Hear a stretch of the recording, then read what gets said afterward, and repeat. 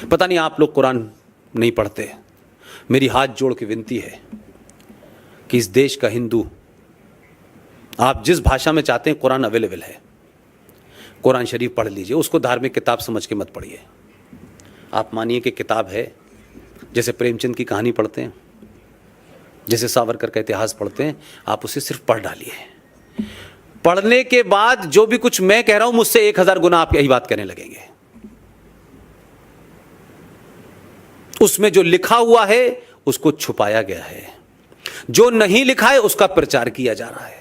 اور پوری دنیا کے اندر اسی قرآن کی آیتیں حدیث کا ذکر کر کر کے پوری دنیا میں ہتیاؤں کو, آتنکواد کو جسٹیفائی ٹھہرایا جا رہا ہے. چاہے القاعدہ ہو, جیش محمد ہو, حریت ہو, تمام جگہ قرآن کا ہی حوالہ دیا جا رہا ہے. اور وہی لوگ دے رہے ہیں, کوئی ہندو پنڈت نہیں دے رہا ہے, مولوی مفتی دے رہے ہیں حوالہ اس قرآن کا. بھائی پیج نمبر 3 پہ یہ لکھا ہے, پیج نمبر 8 پہ یہ لکھا ہے, پیج نمبر 6 پہ یہ لکھا ہے. بھائی اس کو آپ تو پڑھ لیں, آپ پڑھ نہیں رہے اور وہ آپ کو بتا نہیں رہے. تو آپ نے ایک غلط نیریٹو کیا چلایا دیش میں کہ مندر بھگوان کا گھر ہے, مسجد اللہ کا گھر ہے. تو ابھی آپ کی سپریم کورٹ نے فیصلہ دیا ہے فیصلہ سپریم کورٹ نے مسجد پہ. سپریم کورٹ نے کہا کہ مسجد اسلام کا حصہ نہیں ہے. اب بہت سارے لوگوں کو بہت ساری باتیں نہیں پتا ہوتی. سڈنلی لوگوں کو لگا کہ دیپک مشرا کو کیسے پتا چل گیا, لیکن وہ جو آپ نے جس کو بٹن دبا کے بھیجا ہے اس نے ایک بڑا اچھا کام کیا. لوگ کہہ رہے تھے دیکھیے صاحب وہ سعودی عرب بھی جا رہا ہے, یہاں بھی جا رہا ہے, منزل میں جا رہا ہے, مسجد میں جا رہا ہے. مکہ کے امام سے ایک پرچی لے کے آ گیا تھا وہ آدمی. ان سے پوچھا کہ یہ بتائیے کہ جو محمد صاحب نے مسجد بنائی تھی وہ کہاں ہے؟ تو وہ تو توڑ دی گئی, اس مسجد کا تو کہیں ذکر نہیں ہے. اور مسجد جو ہے کوئی اللہ کے گھر تو ہو نہیں سکتا کیونکہ اللہ تو ادرش ہے. کمیونٹی سینٹر کا کنسپٹ ہے کہ جب تجارت ہوتی تھی, محمد صاحب کی پہلی پتنی بڑی ویاپاری تھیں, ختیجہ ان کا نام تھا, ان کے یہاں سے سامان آتا تھا ہندوستان, 6 مہینے بعد واپس جاتا تھا. تو اس زمانے پہ لوگ اونٹوں پہ سواری کرتے تھے, جاتے تھے, ایک بڑا سا کمیونٹی ہال تھا, وہاں لوگ سو جاتے تھے, نہاتے تھے, دھوتے تھے اور اٹھ کے وہیں نماز پڑھ لیتے تھے. تو وہ کمیونٹی سینٹر ہوتا تھا. کوئی اللہ کا گھر, کوئی پوتر جگہ, کوئی ایسی جگہ کہ جو کہیں توڑ دی جائے گی تو اس پہ بوال مچ جائے گا, یہ نہیں تھا. جو ہمارے صاحب جب وہاں گئے تو مکہ کے اس سے 2 پرچی لکھوا کے لائے کہ بھئی یہ بتائیں یہ کیا ہے. وہ انہوں نے جا کے اپنے آدمی کے تھرو, جہاں سے سرکار کے تھرو انہوں نے پہنچا دی دیپک مشرا کے پاس. تو جو مسلمان جب گئے تھے بہت چلا کے کیسے آپ کہہ سکتے ہیں صاحب کہ مسجد اللہ کا گھر نہیں ہے, قرآن میں لکھا ہے اور اس میں لکھا ہے, فلانا لکھا ہے, خوب چلایا. دیپک مشرا نے پرچی نکالی اور دکھا کے بتاؤ مکہ کے بڑے امام سے زیادہ بڑے امام ہو تم کیا؟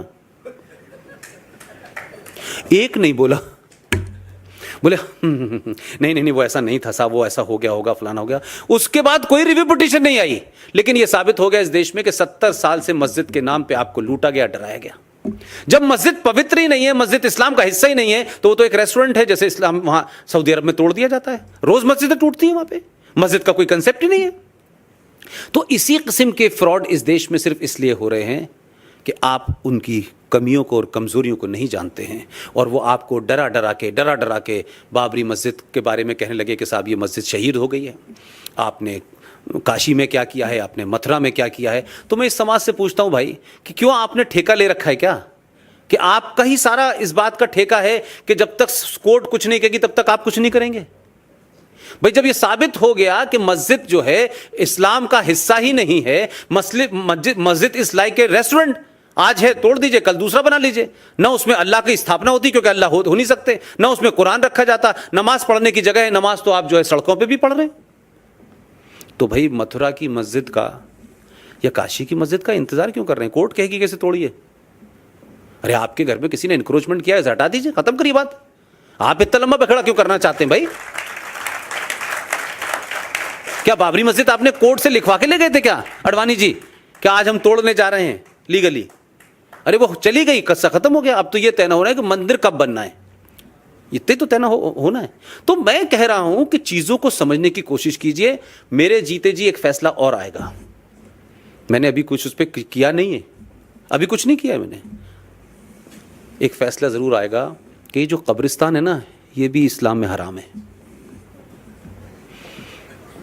اور یہ میں نہیں کہہ رہا, ठीक है कि मक्का के इमाम की पर्ची लाए थे, लेकिन मैंने भी बहुत कुरान इतनी पढ़ लिया, इमाम लायक तो पढ़ ही लिया मैंने भी। मैं भी बता दूंगा कहाँ है।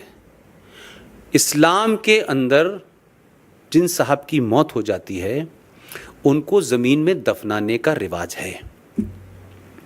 उसके ऊपर मट्टी डालने के बाद उस पे ईंट लगा करके ये सब बनाने का रिवाज नहीं है। मट्टी डाल देते हैं, समय के बाद वो फिर समतल हो जाती है, फिर जीवन वैसे ही चलने लगता है। लेकिन भारत में अजीब व गरीब हमारे यहाँ सियासत है।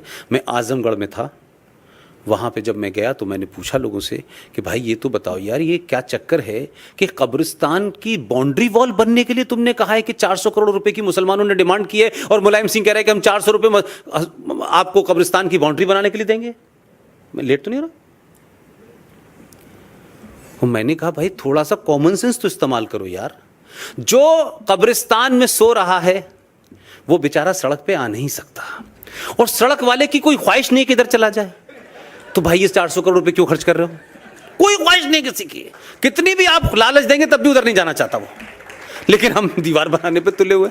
तो हमको नहीं पता है चीज़ों का, लिहाजा हमको ब्लैकमेल हो रहे हैं। इसलिए ये जो आप आतंकवाद देख रहे हैं, ये एक ड्राइव है, ये एक धर्म का हिस्सा है, ये कुछ लोगों का दिमागी फितूल नहीं है, ये उसी से ड्राइव होता है। और वो किताब इस बात की इजाजत देती है कि एक पन्ने पे वो किताब के आप जाएं तो वो लिखती है कि एक किसी आदमी का कत्ल पूरी इंसानियत का कत्ल है।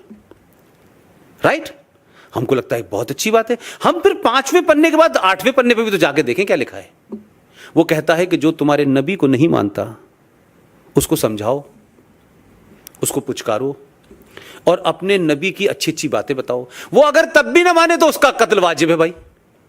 यहां तो एक को मारने की बात कर रहे थे, वहां तुम कह रहे हो सबको मारो। तो ये क्या कंट्राडिक्शन है, इसको समझने की कोशिश कीजिए। और लास्ट बात सिर्फ इतनी है कि कुरान मजीद में 2 जगह बहुत अच्छी चीजें आई हैं। एक तो ये लिखा हुआ है कुरान मजीद में, सूरा यासीन है और सूरा एक और है सूरा निसा। ये क्या कहती हैं? ये कहती हैं कि अल्लाह ने जो उनके मानने वाले थे, जो उनके फॉलोअर थे, उनको हुक्म दिया कि ऐ मेरे मानने वालों, मैंने तुम्हें दुनिया की हर नायब, हर चीज से, फलों से, पेड़ों से, हर चीज से तुमको मैंने नवाजा है। तुमको जिंदगी की हर चीज मैंने दी है। तुम्हें कैसे उठना है, कैसे बैठना है, कैसे पानी पीना है, क्या खाना है, नहीं खाना है, रोजा, नमाज, ये सब तुम्हें मैंने बताया है। अगर तुम मेरे बताए रास्ते से हटे और तुमने सब वो काम किए जो हिंदुस्तान के मुसलमान कर रहे हैं, तो मैं जमीन पर ऐसे लोग भेजूंगा जो तुम्हें मेरे रास्ते पे ले आएंगे।